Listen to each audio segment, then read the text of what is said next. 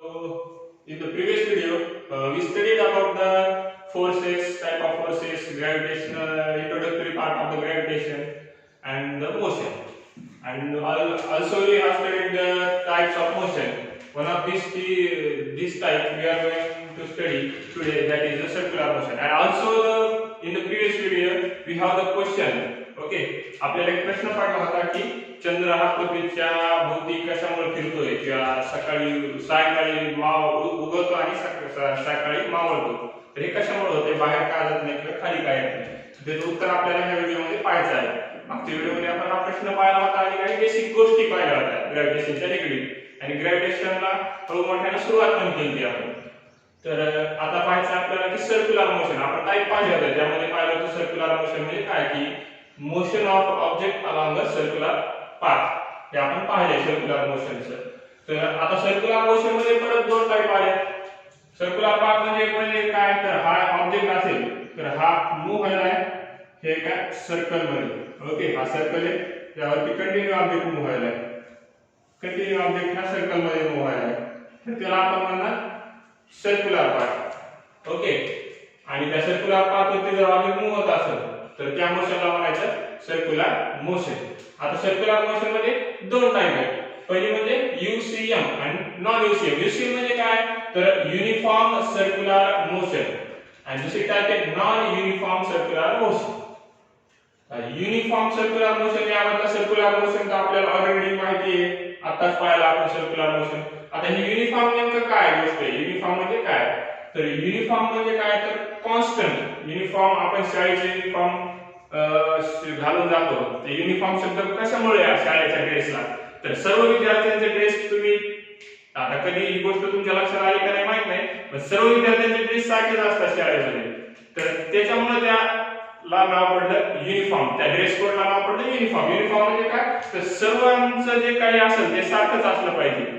Okay किंवा constant असली पाहिजे ती गोष्ट जी कोणती गोष्ट आहे ती कॉन्स्टंट असली पाहिजे तिला आपण म्हणणार युनिफॉर्म तर हे सर्क्युलर मोशन आहे ते शाळेचे ड्रेस होते ज्यांना युनिफॉर्म म्हणत होते कारण की सर्व सारखे होते आता युनिफॉर्म सर्क्युलर मोशन काय आता वेगवेगळे ऑब्जेक्ट आहेत का नाही एकच ऑब्जेक्ट आहे आणि तो सर्क्युलर मोशन मध्येच आहे म्हणजे सर्कल मध्येच मूव्ह व्हायला आहे पण युनिफॉर्म काय आहे तर त्याची स्पीड आहे युनिफॉर्म म्हणजे कॉन्स्टंट आपण पाहिलं ज्या मोशन मध्ये ज्या सर्क्युलर मोशन मध्ये ऑब्जेक्टची स्पीड जर कॉन्स्टंट असेल तर त्या सर्क्युलर मोशनला म्हणणार युनिफॉर्म मोशन यात्रा आपल्या शेलूची यात्रा डिसेंबर मध्ये जवळपास असते त्यामध्ये राजपाण्यात सर्वजण बसलेले राहतात एकदा राजपाना स्टार्ट झाला सुरुवातीच नाही म्हणत मी एकदा स्टार्ट झाला तुम्ही बसला चांगली स्पीड घेतली त्याच्यानंतर थोडा वेळ आपण फिरत राहतो तर तो राजपाण्याचा जो आपण बसलेला आपण पाळणा म्हणून किंवा जे आपण ज्यामध्ये बसलेलो आहोत तो ऑब्जेक्ट काय व्हायला एका सर्कल मध्ये मूव्ह व्हायला आता त्या राजपाण्याची स्पीड येतात त्याने स्पीड घेतल्यावर चेंज होते का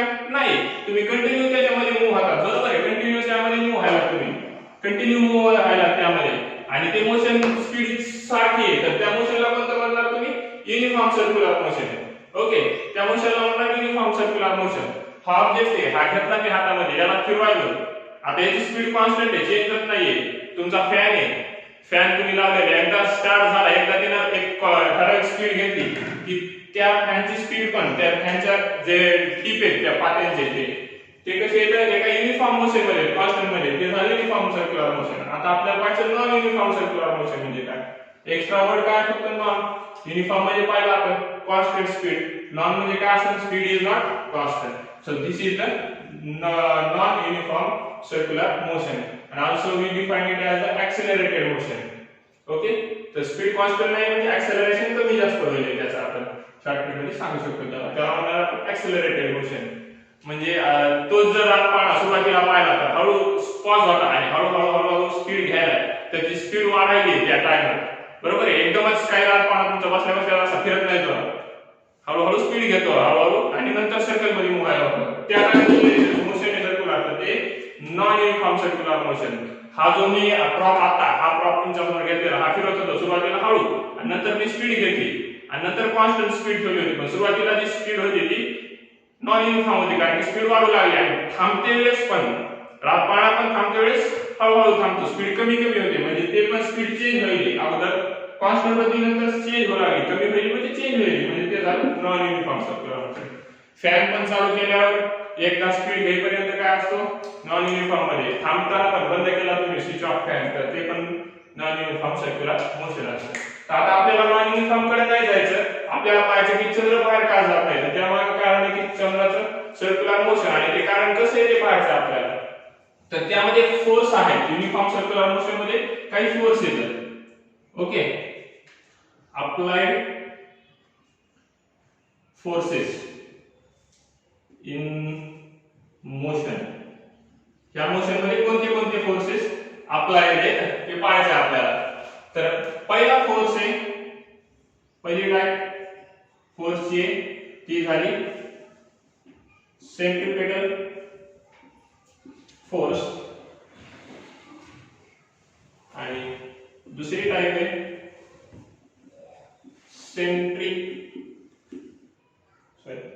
centrifugal force.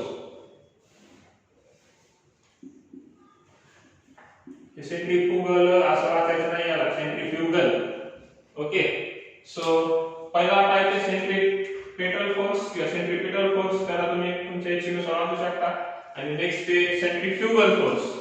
Okay, so centripetal force आणि सेंट्रीफ्युगल फोर्स काय आहे आणि याच्यात नेमकं काय पाहायचं आपल्याला ते पाहूया. पण त्याच्या अगोदर हा शब्द महत्त्वाचा आहे या दोन्ही फोर्स साठी, CENTRI किंवा CENTR, याच्या समोर जर ई लावलं आपण लेटर तर हा काय होतो सेंटर.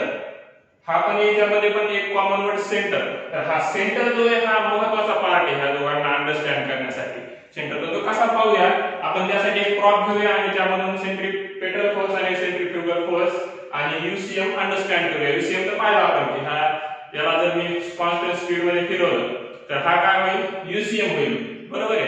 आता ह्या स्पीड मध्ये ज्यावेळेस मी याला फिरवतोय आता हा जो आहे हा लूज मध्ये, बरोबर आहे, हा खाली आहे, पण याला फिरवत असताना तुम्ही जर व्यवस्थित फील केलं किंवा व्यवस्थित ऑब्झर्व केलं तर ही दोरी तुम्हाला काय करेल, ओढल्यासारखी वाटेल, पलीकडे ओढल्यासारखी. किंवा ह्या बॉलला जर मी सोडून दिलं तर हा तसाच त्या डायरेक्शन मध्ये जाईल, किंवा इकडे सोडून दिलं तर ह्या डायरेक्शन मध्ये जाईल. बरोबर आहे. ज्या डायरेक्शन मध्ये सोडून दिलं, आता सोडून दिलं मी तर हे गेला बॉल, बरोबर आहे.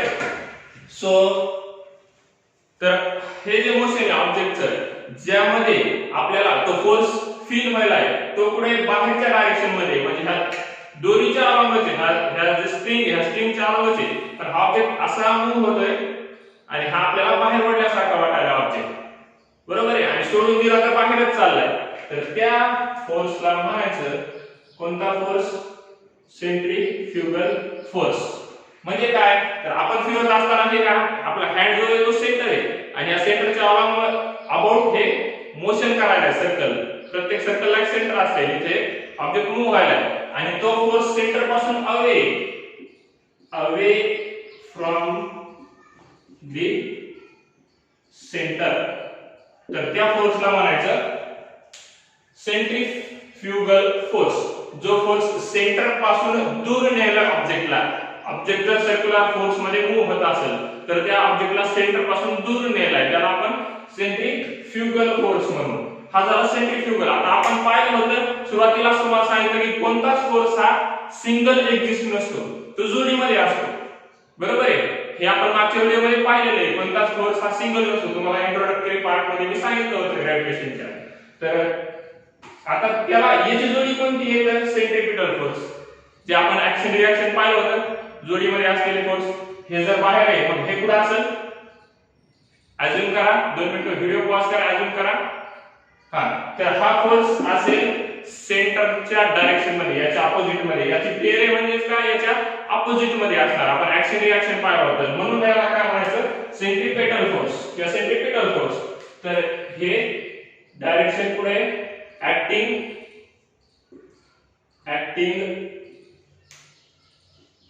towards the center of the circular path.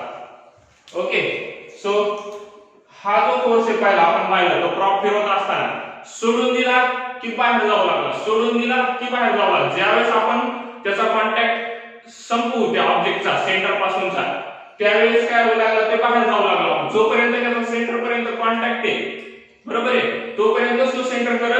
सेंटरच्या भोवती फिरू लागला म्हणजे काय की तो बाहेर जाणारा फोर्स आहे त्याला अपोज करणारा एक फोर्स असणार आहे तिथं तो कोणता आहे सेंट्रिपिटल फोर्स कशामुळे तर तो सेंटरच्या डायरेक्शन मध्ये बॉल बाहेर जाऊ लागला आणि त्याला तो सेंटरकडे ओढून धरायला येतो सेंट्रिपिटल फोर्स मुळे तो बाहेर जाऊ लागला पण हा फोर्स काय करायला त्या बॉलला ओढून धरायला हा जो प्रॉप होता हा फिरत असताना पुन्हा एकदा फील करा ऑब्जेक्ट घ्या फिरवा फील करा ह्या टेन्शनच्या अलॉंग ह्या ऑब्जेक्टला ओढून धरणारा एक फोर्स आहे जो काय करत नाहीये ह्या ऑब्जेक्टला बाहेर जाऊ देत नाहीये त्यामुळे ऑब्जेक्ट असा फेकला तरी इथपर्यंत चाललाय पण ओढून धरल्यामुळे बाहेर जात नाही मग तो दुसरीकडून बाहेर जाण्याचा प्रयत्न करायला प्रत्येक वेळेस डायरेक्शन चेंज करायला आणि हे दोन्हीतलं जे टेन्शन आहे टेन्शन ताण आपण टेन्शन फोर्स पाहिला होता तो फोर्स सेंट्रिपेटल फोर्स जो की सेंटरकडे डायरेक्टेड आहे एकदा सोडून दिला हा प्रॉप की बॉल की बाहेर जातो बरोबर आहे कशामुळे सेंट्रिफ्युगल फोर्सला त्याला अपोज करणारा फोर्स सेंट्रिपेटल फोर्स तर आपला प्रश्न होता की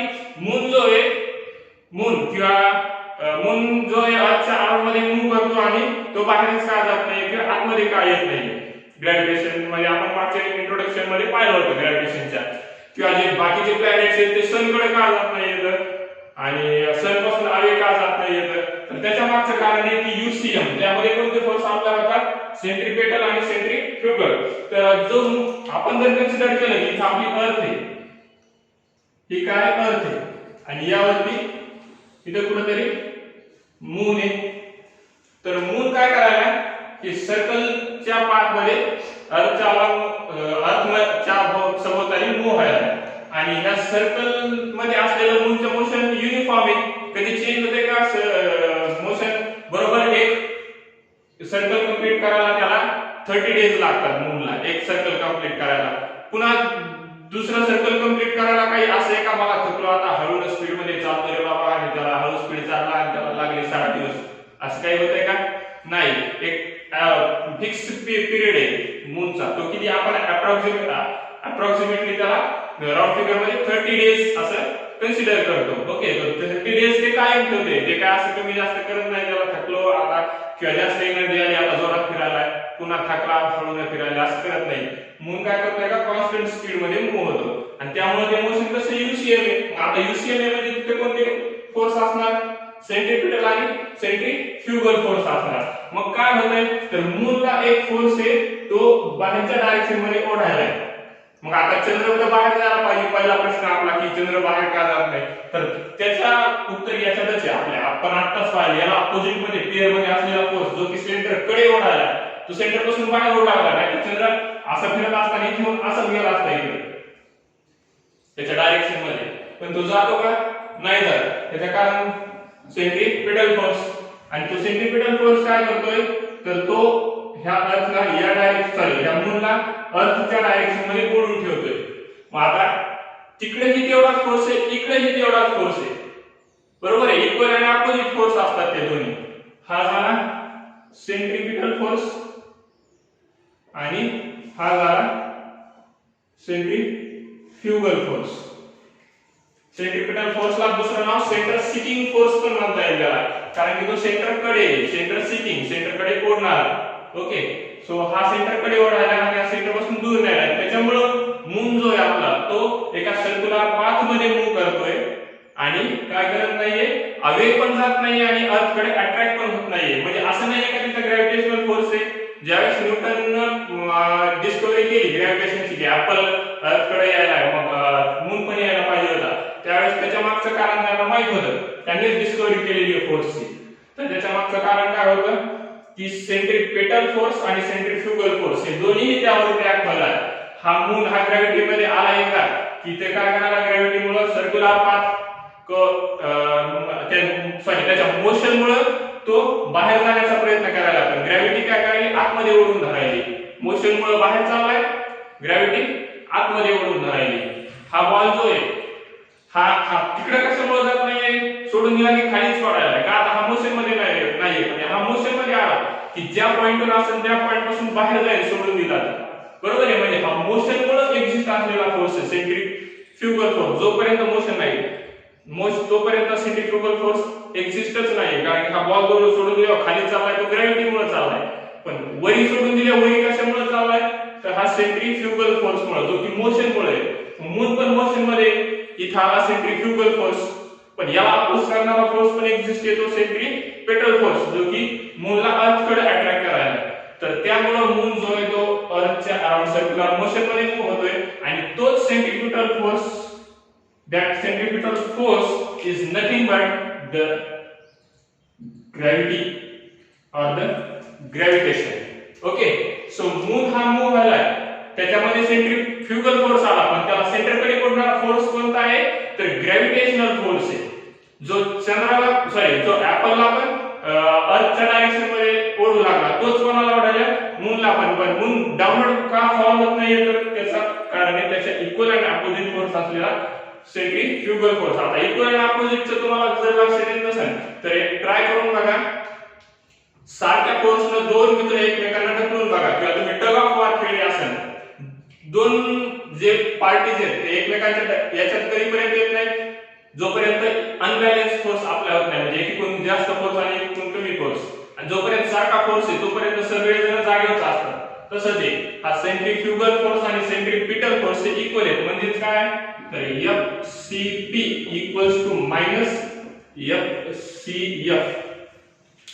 सेंट्रीपिटल फोर्सच्या अपोजिट डायरेक्शनला आहे म्हणून मायनसचं साइन दिलेलं आहे. मायनस साइन इंडिकेट काय करायले, हे दोघं अपोजिट डायरेक्शन मध्ये आहेत म्हणून, आणि हे इक्वलचं साइन काय इंडिकेट करायले दोघांचं व्हॅल्यूज कसे येतात सेम येतात. न्यूमेरिकल व्हॅल्यूज ह्या दोघांच्या कसे येतात सेम येतात. तर ह्या दोघं सेम असल्यामुळे आणि अपोजिट डायरेक्शन मध्ये असल्यामुळे मून एका सर्क्युलर डायरेक्शन मध्ये मूव्ह करायला, सर्क्युलर पाथ मध्ये मूव्ह करायला, आणि तो सेंट्रीपिटल फोर्स म्हणजेच कोणता फोर्स आहे तर ग्रॅव्हिटेशनल फोर्स. कारण की अर्थ फक्त एकच फोर्स एक्झिस्ट करायला मून वरती, तो कोणता आहे ग्रॅव्हिटेशनल फोर्स, आणि तो सेंटर कडेच आहे अर्थच्या. आपण पाहिलं प्रत्येक ऑब्जेक्ट अर्थ कडे पळायला, बरोबर, प्रत्येक ऑब्जेक्ट सोडून गेला की अर्थच्या सेंटर कडे चाललाय. एक डायग्राम पाहिलं की आपण मागच्या व्हिडिओ मध्ये, इकडून जरी सोडला तरी इकडे जाणार, इकडून सोडला तरी अर्थ कडे, इकडे अर्थ कडे, इकडे अर्थ कडे, म्हणजे सगळे जर डायरेक्शन मॅच केले आपण, हे कुठे गेलेलं सेंटरला. म्हणजे हा ग्रॅव्हिटेशनल फोर्स पण सेंटर कडे, आणि सेंटर कडे येणाऱ्या फोर्सला आपण काय म्हणतो center seeking force or centripetal force. The gravitational force is nothing but the centripetal force. And we got the answer of the Newton's question that why the moon is not falling on the earth, or why the moon is not going away from the earth. So because of these two forces, centripetal force and centrifugal force. Okay, so this is the question of Newton's law or Newton's gravity. Now let us continue to the next point. हे झालं आपलं gravity कशी डिस्कवर झाली. Okay, तुमच्या चॅप्टरचे पहिले 2 point यामध्ये cover झाले. मागच्या व्हिडिओमध्ये 1 पॉइंट कव्हर झाला की ग्रॅव्हिटी कशी डिस्कवर झाली आणि मून हा का बाहेर जात नाही, तर त्याच्या मागचं कारण आहे फोर्स आणि मोशन. त्याच्या मागची 2 कारण आहेत, फोर्स अँड मोशन. तर मोशन मुळे फोर्स एक्झिस्ट व्हायला, तो कोणता फोर्स आहे सेंट्रीफ्युगल फोर्स, आणि त्याला अपोज करणारा फोर्स आहे तो सेंट्रीपेटल फोर्स. आणि त्यामुळे हे जे काही आहे ते सगळं युनिवर्स सर्क्युलर पाथ मध्ये आहे. म्हणजे सन भोवती पृथ्वी फिरायली, ते सनच्या सेंट्रीपेटल फोर्स म्हणजे ग्रॅव्हिटेशन आणि सेंट्रीफ्युगल फोर्स अर्थचा, त्या दोघांना बॅलन्स करून अर्थ काय करायली सर्क्युलर पाथ मध्ये मूव्ह व्हायली. मून पण सर्क्युलर पाथ, असे प्रत्येक प्लॅनेट सर्क्युलर पाथ, ग्रॅव्हिटी आणि सेंट्रीफ्युगल फोर्स म्हणजे फोर्स अँड मोशन. तिथं हे 2 पॉइंट तुमचे कव्हर झाले चॅप्टरचे. आता नेक्स्ट पॉइंट कडे जाऊया. तर न्यूटनने जी डिस्कव्हरी केली, ती डिस्कव्हरी काय अचानक अशी काही त्याला ज्ञानबोध झाला, त्या झाडाखाली बसला होता म्हणून काहीतरी ज्ञान आला असं काहीतरी झालं नाही. न्यूटनला ऍपलच्या झाडाखाली बसला आणि तो अभ्यास करता करता कुठून तरी त्याच्या दिमागात आलं की हा फोर्स असेल. त्याच्या मागचं भरपूर इतिहास आहे की आपल्याला जास्त डीप मध्ये पाहायचा नाही, पण तुम्हाला माहिती असावं हे तुमच्या चॅप्टर मध्ये नाहीये. मला एक थोडंसं ते होईल, पण आपण इंट्रोडक्टरी पार्ट पाहूया त्याचा थोडासा की कुठून आला सेंट्रीपिटल फोर्स. तर सर्वात सुरुवातीला एक महान शास्त्रज्ञ होते किंवा आपण त्याला फिजिशियन म्हणू, की ज्यांचं नाव होतं टोलेमी. ओके, ज्याचं नाव होतं टोलेमी. त्यांनी काय केलं तर त्यांनी एक थिअरी मांडली जी पूर्वीपासून प्रचलित होती अगोदरच बुक्स मध्ये, चर्चच्या बुक्स मध्ये वगैरे वगैरे. ती त्यांनी फक्त स्टडीज मधून कन्फर्म केली ती थिअरी, त्यांच्या स्टडीज मधून, की काय की सेंटर मध्ये अर्थ आहे आणि त्याच्या अराउंड मध्ये सन मूव्ह व्हायलाय, त्याच्या अराउंड मध्ये मून मूव्ह व्हायलाय, त्याच्या अराउंड मध्ये बाकीचे प्लॅनेट्स मूव्ह व्हायले. ओके, हे टोलेमीचं स्टेटमेंट आहे सर्वात पहिला सायंटिस्ट की त्याची जी थिअरी होती ती त्या थिअरीला आपल्याला म्हणता येईल की जिओसेंट्रिक थिअरी. जिओ म्हणजे अर्थ आणि ती सेंट्रल आहे, जिओसेंट्रिक टोलेमीची थिअरी. नंतर टोलेमी नंतर एक सायंटिस्ट होते, इंडियन सायंटिस्ट, त्यांनी याच्या अपोजिट थिअरी मांडली. ते त्यांचं नाव आहे आर्यभट्ट. त्यांनी काय थिअरी मांडली की सन जो आहे तो सेंट्रल आहे आणि त्याच्या अराउंड मध्ये अर्थ, बाकीचे प्लॅनेट आणि अर्थच्या अराउंड मध्ये मून. ही थिअरी होती आर्यभट्टांची सर्वात पहिली. आपल्याला वाटत असेल की आर्यभट्ट कुठून आले असेल, तर सर्वात अगोदर आर्यभट्टांनीच मांडली होती आणि आपण गॅलिलिओच्या नावाने याच्यामुळे आतापर्यंत स्टडी करत आलेलो आहोत कारण की त्या पिरियड मध्ये ईस्ट साइडच्या कंट्रीज आणि वेस्ट साइडच्या कंट्रीज मध्ये काही एवढा संपर्क नव्हता. टोलेमी म्हणजे जवळपास 2000 वर्षा अगोदरची गोष्ट आहे टोलेमीची आणि त्यानंतर एक 200-400 वर्षा नंतरची गोष्ट असेल, म्हणजे ख्रिस्ताच्या जन्मानंतर 400 वर्षानंतर काय आर्यभट्टांनी थिअरी मांडली ही. आणि त्या टाइमला काही असे मोबाईल फोन वगैरे नव्हते साधे एकमेकांना संपर्क करायला, तर त्यामुळे ही जास्त इंडियाच्या बाहेर नाही गेली आपल्या बुक्स मध्ये. आता याच्यानंतर जी थिअरी मांडली आपल्याला माहित असलेले सायंटिस्ट ज्यांनी भरपूर शोध लावलेले गॅलिलिओ. ओके, गॅलिलिओ गॅलिली नाव त्यांचं आपण पाहिलं असेल. यांची पण ह्या थिअरीला आर्यभट्टांच्या म्हणायचं हेलिओसेंट्रिक. आपण पाहिलं वरची जिओसेंट्रिक, जिओ म्हणजे अर्थ, तर हेलिओ म्हणजे सन, कारण की तो हिलियम पासून बनलेला असते आणि जिओ हे अर्थचं पूर्वीपासून आलेलं नाव आहे, तर त्यांना जिओसेंट्रिक असं म्हणतात. आपण जिओग्राफी नावाचा सब्जेक्ट पण आहे त्यावरती. तर गॅलिलिओची पण सेम थिअरी होती हेलिओसेंट्रिक, फक्त त्यामध्ये संपर्क नसल्यामुळे त्यांनी स्वतः स्टडी करून काय केलं ती थिअरी मांडली. याच्या अगोदर एक सायंटिस्ट होते, त्यांचं नाव आता एवढं नाही आठवत, पण त्यांच्या याच्यावरती निष्कर्षावरती त्या गॅलिलिओनी ती थिअरी मांडलेली आहे. अगोदर त्या सायंटिस्टने थिअरी मांडली होती, यांच्या अगोदर जे सायंटिस्ट झाले मला वाटत नाही त्यामुळे ते लिहिलं नाही, पण त्या सायंटिस्टला चर्चने काय केलं ती थिअरी नकारली आणि त्यांना एक डेथची पनिशमेंट दिली. त्यानंतर त्यांचीच आपण ज्याला डिसायपल म्हणून किंवा शिष्य असल्यासारखे म्हणून ते त्यांना मानत होते गॅलिलिओ. त्यांनी भरपूर स्टडीज केल्या, त्याचे प्रूफ दाखवले, त्यांनी टेलिस्कोपचा पण शोध लावला, त्याच्यावरून त्यांनी दाखवलं होतं की सन हा सेंट्रल आहे आणि अर्थ त्याच्यावरती मोहले, बाकीचे प्लॅनेट्स पण मोहले. त्यांच्यानंतर सायंटिस्ट झाले, त्यांचं नाव न्यूटन म्हणू शकता तुम्ही. सॉरी, न्यूटनच्या अगोदर केपलर.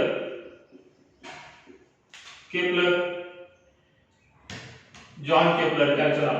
तर त्यांनी पण सेम स्टेटमेंट चा यूज करून नंतर स्टडीज केल्या आणि त्या स्टडीज मधून त्यांनी त्यांचे 3 लॉज ठेवले, तर ते आपल्याला पाहायचे. आणि या 3 लॉजचा यूज करून आपल्याला सांगितले न्यूटन महाशयांनी की ग्रॅव्हिटेशन एक्झिस्ट होते. तर ग्रॅव्हिटेशन अचानकच नाही आलं किंवा ते फोर्स जो आहे तो अचानक आला नाही, त्यांच्या मागे एवढ्या सर्व जणांची मेहनत आहे आणि ते आपल्याला थोडीशी माहिती करून घ्यावी लागेल. त्यामुळे एवढा पाठ सांगितला तुम्हाला. टोलेमी, त्याच्यानंतर Aryabhatta, Galileo, Kepler. Okay, so Kepler आणि यांच्या सर्वांचं कन्क्लुजन करून एक बुकच्या फॉर्म मध्ये त्यांनी त्यांच्या प्रिन्सिपिया नावाच्या बुक मध्ये ते सर्व डिस्कवरीज पब्लिश केल्या. तर त्याच्यानंतर न्यूटनचे 3 लॉज, ह्या केपलरच्या 3 लॉज नंतर न्यूटनचे मोशनचे 3 लॉ आलेले आहेत किंवा ग्रॅव्हिटेशन आलेलं आहे. तर अगोदर केपलरचे 3 लॉज होते, ते आपल्याला पाहायचे. आता तोच आपला नेक्स्ट पॉइंट आहे, केपलरचे 3 लॉ. आणि अचानकच का पाहतोय केपलरचे 3 लॉज हे तुम्हाला वाटत असेल ग्रॅव्हिटेशनच्या बद्दल, तर त्याचे कारण हे अचानकच केपलरच्या 3 लॉ कडे पुढे गेलो, चंद्र, सूर्य, पृथ्वी आणि सेंट्रिपिटल फोर्स काढून. तर त्याच्या मागचे कारण की सर्वात अगोदर म्हणण्यापेक्षा न्यूटनच्या अगोदर ग्रॅव्हिटीची स्टडी करणारा किंवा मोशनची स्टडी करणारा, प्लॅनेटरी मोशनची सायंटिस्ट होता, तो होता केपलर, जॉन केपलर, ज्याला आपण म्हणू जॉनस केपलर. जॉनस केपलर होते. तर त्यांनी 3 लॉज स्टेट केले.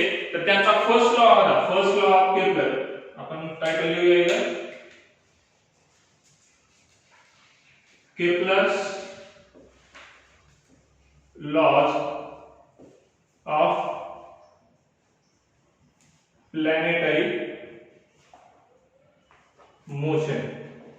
Okay, Kepler's law of planetary motion. तर त्याचा फर्स्ट लॉ आहे, फर्स्ट लॉ स्टेट करतो. तर फर्स्ट लॉ काय स्टेट करतो, every planet revolving around the sun or every planet revolving around the star revolves in a elliptical orbit, revolves in a elliptical orbit around the sun or around the star, at which one of the focus of the elliptics the sun is situated. Okay, so तो law काय आहे, त्याच्यामध्ये ellipse काय आहे आपल्याला माहिती असायला पाहिजे. तर तुम्ही जर एक आईस्क्रीमचा कोन घेतला किंवा पेपर पासून एक कोन तयार केला, तर हा तुम्हाला 12वीला गेल्या पूर्ण मॅथमॅटिक्स मध्ये कोनिकल सेक्शन नावाचा चॅप्टर आहे. आणि एक इंट्रोडक्शन पाहूया आपण, तुम्हाला बुक मध्ये पण आहे दिलेले की. आणि याला जर आपण कट केलं, तर हा कट केल्याच्या नंतर हा पोर्शन असा राहील. तर हा जो तयार राहिला त्याला आपण म्हणतो सर्कल. बरोबर आहे, सर्कल बद्दल आपण डिटेल स्टडी केलेली आहे जिओमेट्री मध्ये 10वीलाच. त्याच्यानंतर याला जर थोडंसं असं हॉरिझॉन्टली कट न करता थोडंसं असं इन्क्लाइन मध्ये, थोडं स्लाइट इन्क्लाइन मध्ये, म्हणजे थोडं असं उताराच्या दिशेने थोडंसं असं कट केले इथून, समजा इथून कट केले आहे, तर हे असं होईल. बरोबर आहे. आणि ते कसं दिसेल, तर ते दिसेल हे असं लंबवर्तुळ तयार झाल्यासारखं. बरोबर आहे. हे असं तयार होईल. बरोबर आहे. सर्कलला एक सेंटर असतो आणि ही जी डायग्राम तयार होईल, ह्या डायग्रामला म्हणायचं इलिप्स. काय म्हणायचं, इलिप्स. आणि सर्कलला जसे एक सेंटर असतात तसे इलिप्सला दोन सेंटर असतात, ज्यांना आपण फोकस म्हणतो. आणि त्याचा दोन असल्यामुळे अनेक वचन फोसाय झाला. त्याचं अनेक वचन फोकस, हे जो दोन आहेत F1 आणि F2 हे झाले त्याचे फोसाय. तर हे दोन त्याचे फोसाय झाले. आता नेक्स्ट आपल्याला चॅप्टर मध्ये नाही, पण आता हे पाहिलेच तर ते पण पाहू. याला जर आपण थोडं आणखीन ऑब्लिकली असं कट केलं, तर हे काय होईल, इथून हा पोर्शन निघून जाईल आणि राहील फक्त हे एवढं इकडं आणि हा पार्ट राहील. बरोबर आहे. हा पोर्शन राहील इथला. तर हा जो दिसायला आपल्याला ही डायग्राम, ही कोणती, ही डायग्राम, तर हिला म्हणायचं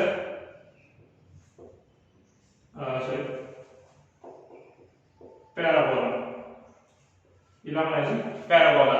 जिला एक सेंटर असते आणि त्या सेंटर पासून या पॅराबोलाच्या कर्वचा प्रत्येक पॉइंटला आपण म्हणू इक्वल डिस्टन्सवर असते किंवा त्यांचं इक्वेशन सेम येते, त्या सर्वांचं इक्वेशन. आणि त्या पॅराबोलाची डायग्राम ही आपण जनरली अशा पद्धतीने ड्रॉ करतो. ही झाली त्याची डायरेक्ट्रिक्स, हे झाले त्याचं सेंटर आणि हा झाला पॅराबोला. हे आपल्याला 12वीला पाहायचे, पण इथे डिटेल मध्ये सध्या नाही पाहायचे. आणि लास्ट ची डायग्राम आहे ती आहे हायपरबोला. हे एक ह्या साइडने सी आणि दुसरं ह्या साइडने सी उलट्या प्रकारे, तर हे झाला हायपरबोला तयार.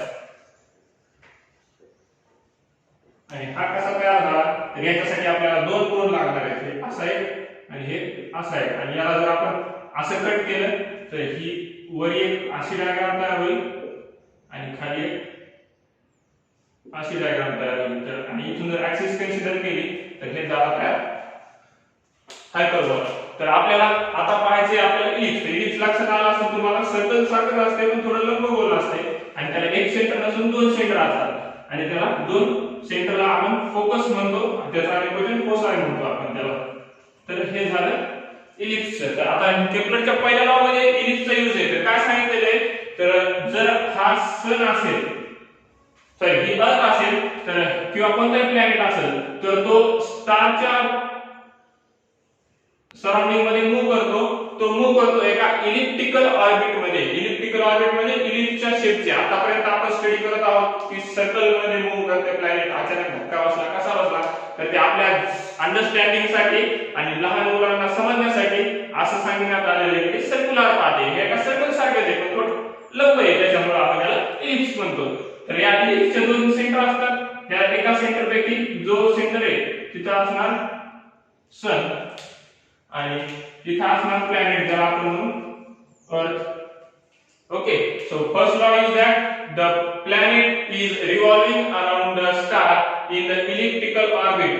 At one of the center or one of the focus of the ellipse, the sun or the star is the situated. Okay, and ellipse equation जर पाहिलं तुम्ही तर असे जर दोन पॉइंट घेतले आणि हे फोकस F1 असेल, हे फोकस F2 असेल आणि A पॉइंट आहे आणि हा B पॉइंट आहे, तर A चं डिस्टन्स F पर्यंतचं आणि A चं डिस्टन्स जर आपण F2 पर्यंतचं त्या दोन्हीची ऍडिशन केली म्हणजे AF1 AF2, तर हे इक्वल येणार ह्या B च्या दोन्ही डिस्टन्स एवढ्या ऍडिशन एवढ्या ह्या दोन्ही म्हणजे BF1 BF2 एवढी ऍडिशन, ह्या दोन्हीची ऍडिशन ही इक्वल असणार. म्हणजे हे झालं इलिप्सची property.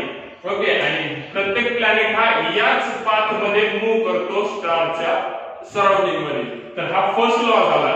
Every planet revolve around the star in elliptical orbit.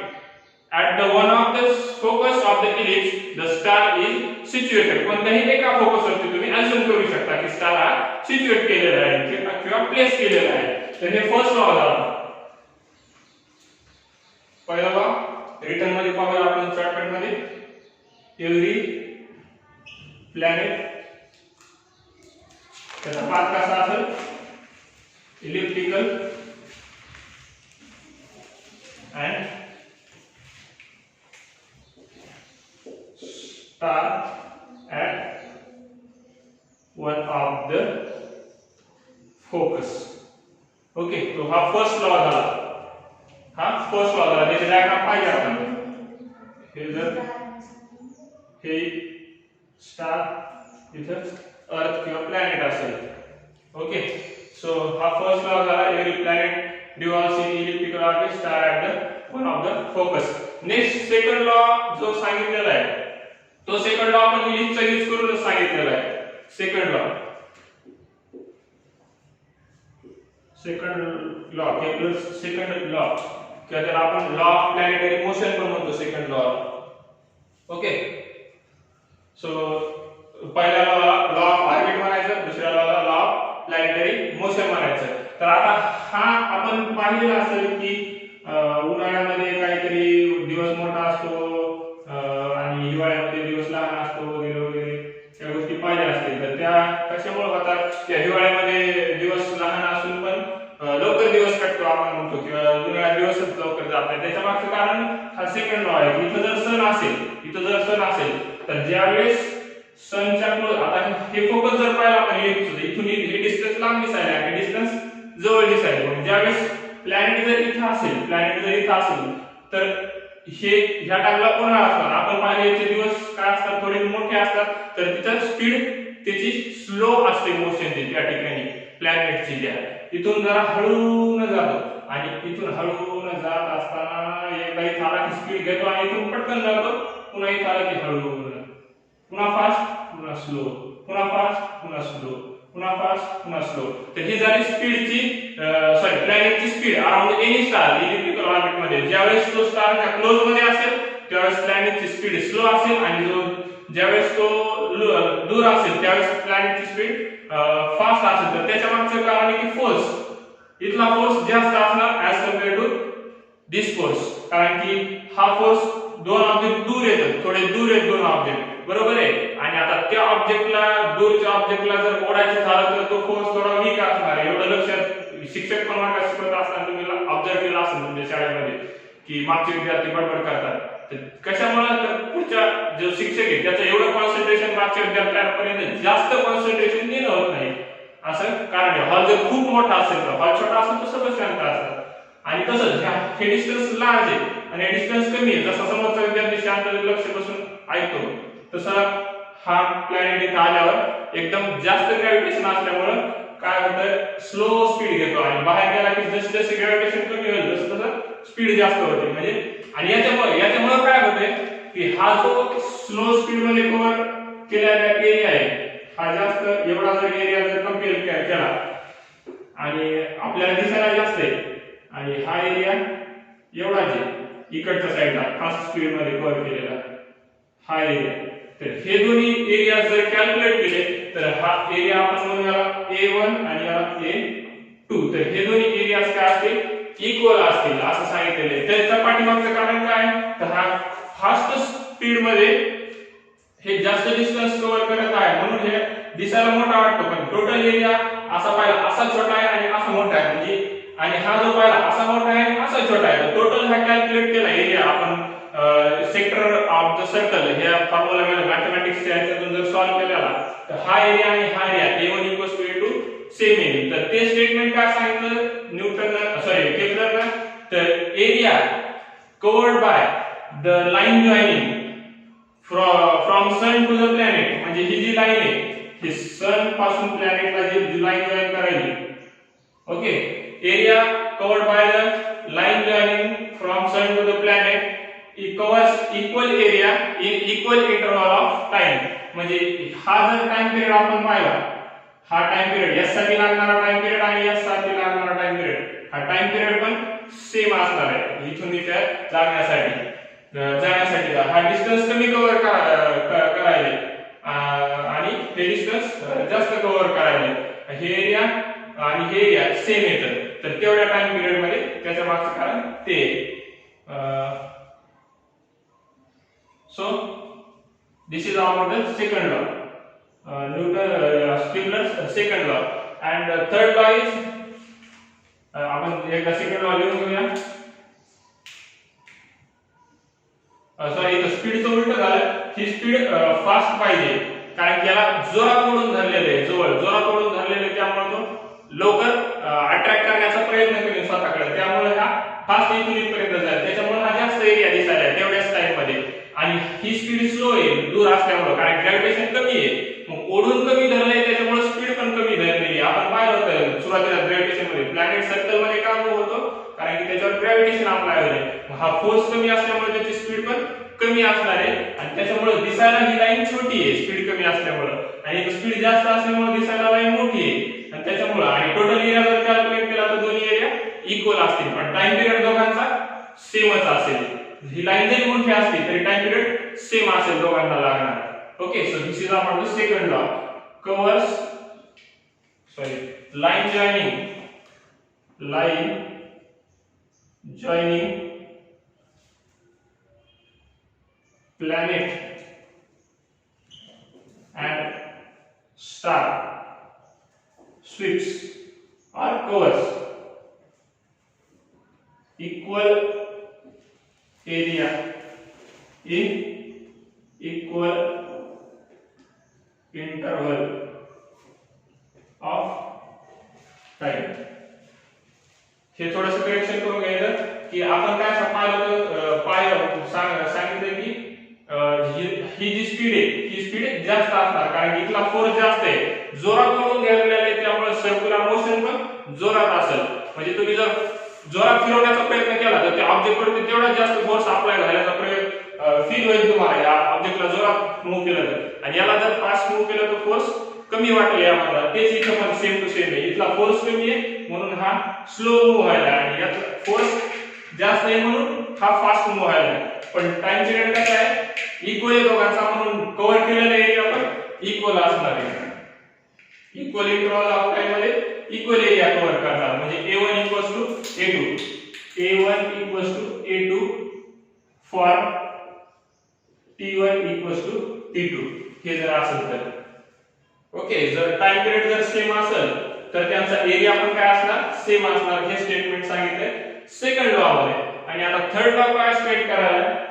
तर थर्ड लॉ स्टेट करतो ते आपण बघूया एक मिनिट हे इरेज करू सेकंड लॉ अंडरस्टँड झाला असेल असं समजतो आणि थर्ड लॉ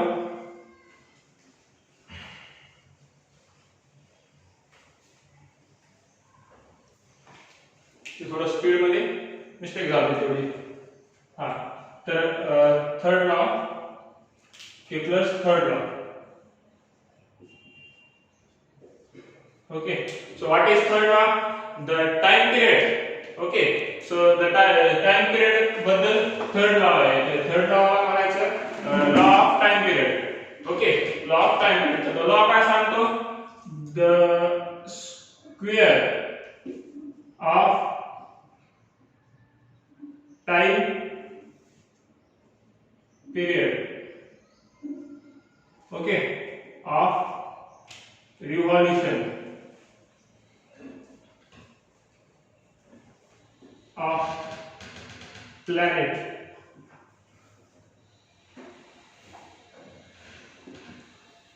is